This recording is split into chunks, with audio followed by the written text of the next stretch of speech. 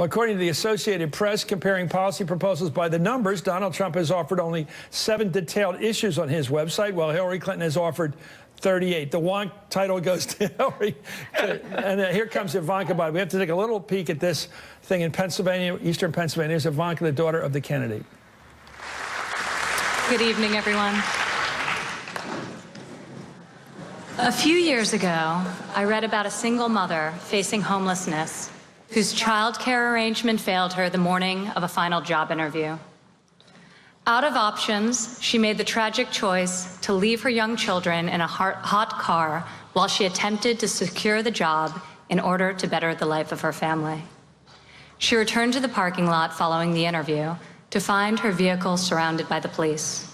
Her children had been hospitalized, and she was jailed and charged with felony child abuse.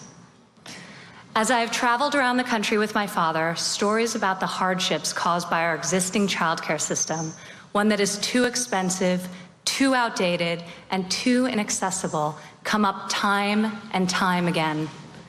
Just last week, I spoke with a military spouse who recounted the vicious cycle responsible for holding so many American families back economically.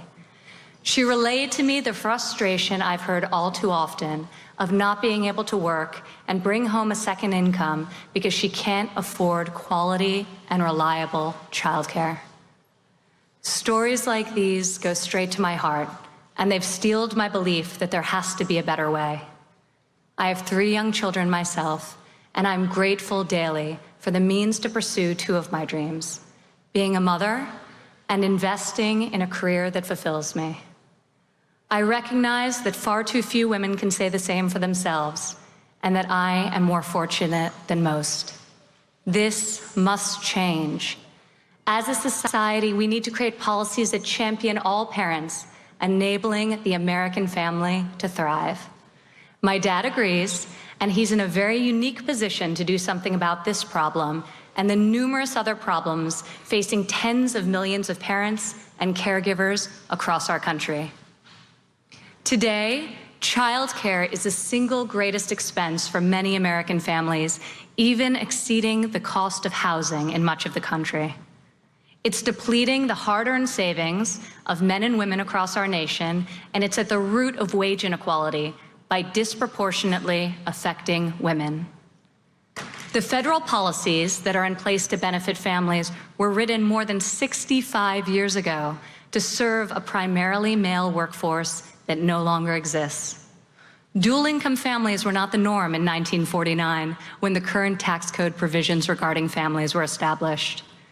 Today, however, women represent 47% of the U.S. labor force, and in almost 2/3 of married couples, both spouses work outside of the home. 70% of mothers with children at home also work in a professional capacity, and 64% of these moms have kids age 6 and under. The number of households led by single mothers has doubled in the last 30 years, and approximately 2/3 of these women work in low-wage jobs that offer neither flexibility nor benefits. My father has created a plan that is designed to bring relief and to provide working parents with options so that they can make the decisions that are in the best interests of their families.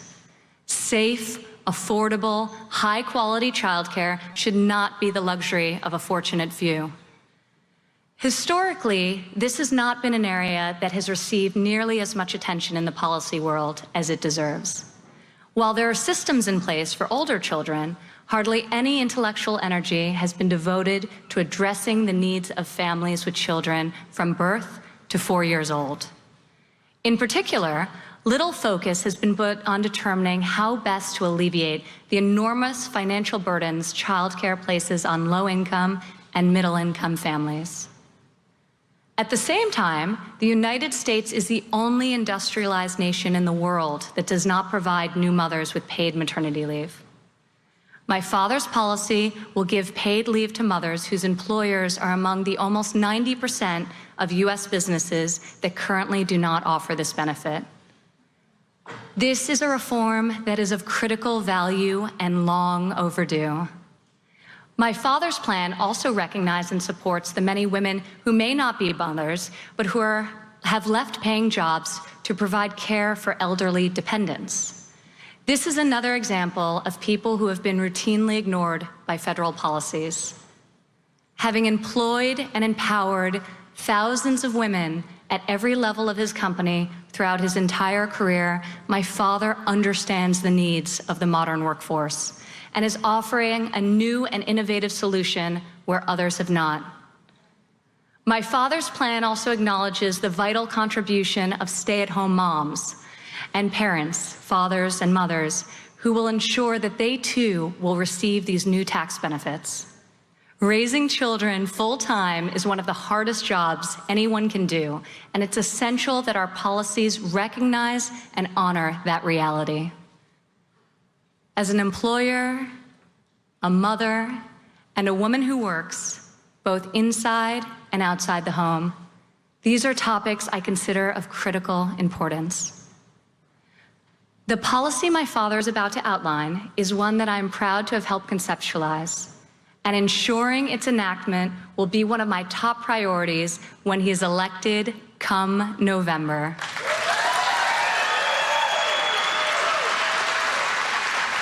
Okay, let's get back to, what do you make of this, Ruth?